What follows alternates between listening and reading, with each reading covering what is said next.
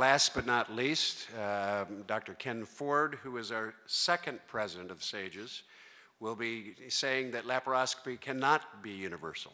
Ken?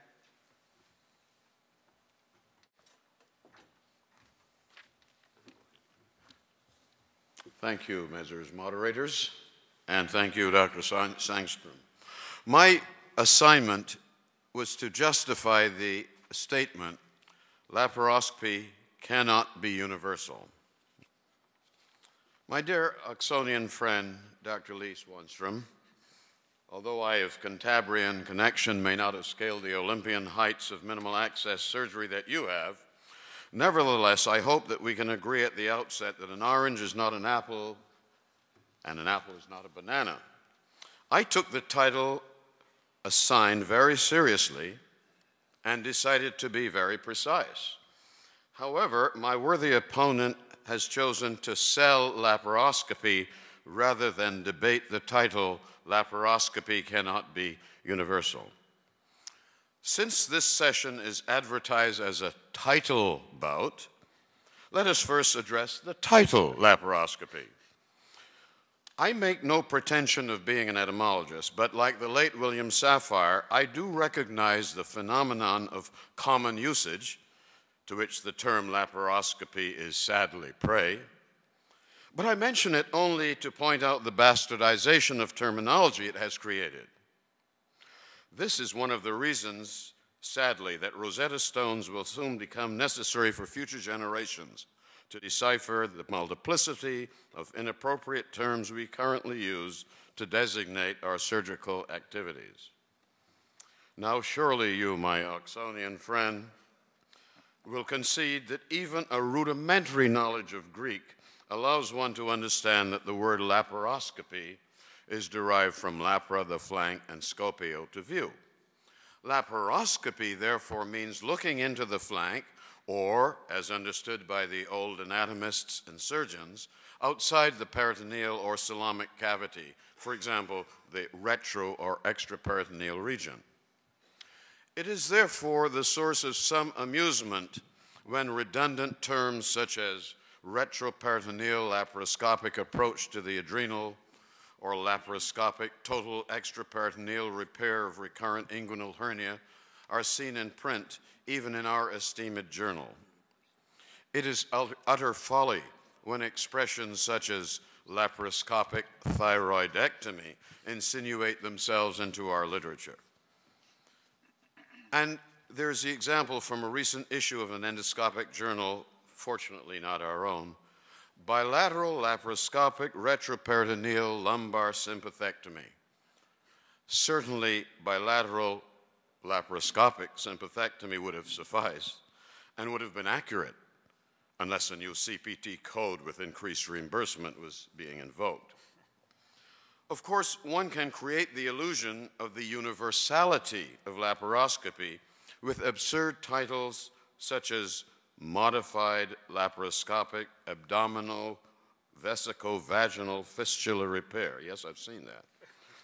But as you, my learned friend, must certainly know, those who initially delved into this area of surgery, being more circumspect than the present generation, use such terms as peritoneoscopy or celioscopy to describe what we are discussing today.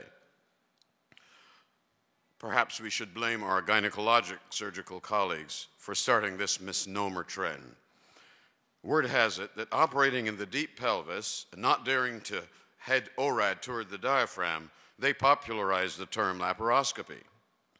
However, even when they and others ventured higher into the abdominal cavity, the term laparoscopy persisted until it is now used by many to describe operations far from the flank and distant from the peritoneal cavity. Can you imagine that as minimal access approaches are developed for every area of surgery, we could find ourselves using terms such as laparoscopic management of intracranial aneurysms, or laparoscopic hip replacement, or even laparoscopic cardiac stent replacement? Then, too, there is the forgotten concept that laparoscopy refers to the approach and does not define the procedure. In fact, my dear Oxonian friend, you global laparoscopists would have us believe that this approach, laparoscopy, is a discipline unto itself. It frustrates you when you cannot accomplish every surgical task in every patient with your only tool. And what about that persistent term, conversion? Conversion, your old Achilles heel. The term conversion suggests turning around. Are you thus turning around to conventional operation and away from laparoscopy? Ah, and how you come creeping back into reality without even recognizing it. Do not terms such as hybrid and hand-assisted bespeak the lack of universality of laparoscopy? And is not notes perhaps recognition that laparoscopy may soon become but a small part of many a future operative procedure? What about the recent introduction of ex vivo resection of some tumors which have invaded or are attached to sometimes multiple and vital structures, as has been done at our own institution after massive tumor resection outside of the body? The organs are then re-implanted into the patient. While laparoscopy may be utilized in diagnosis in these patients, it certainly is not employed in the resection of their tumors, nor in visceral replacement. If this trend continues, my friends, laparoscopy as a Catholic procedure may soon be in decline. But look at what confusion you have wrought in the meantime. Look at the term laparoscopic abdominoperineal resection. Interestingly, the portion of the operation which should be correctly within the scope, pardon the pun, of your touted universal procedure, namely the removal of the rectum, an extraperitoneal structure, is the one portion of the operation usually not performed with the use of the laparoscope. As my 4-year-old grandson would say, go figure. And so, Messrs. Chairman, despite the musings of my learned friend, Dr. Swanstrom, to settle this title bout, I submit that laparoscopy as a useful description of what many a surgeon does cannot in any form or fashion be considered universal, neither as a concept nor as appropriate nomenclature. Thank you.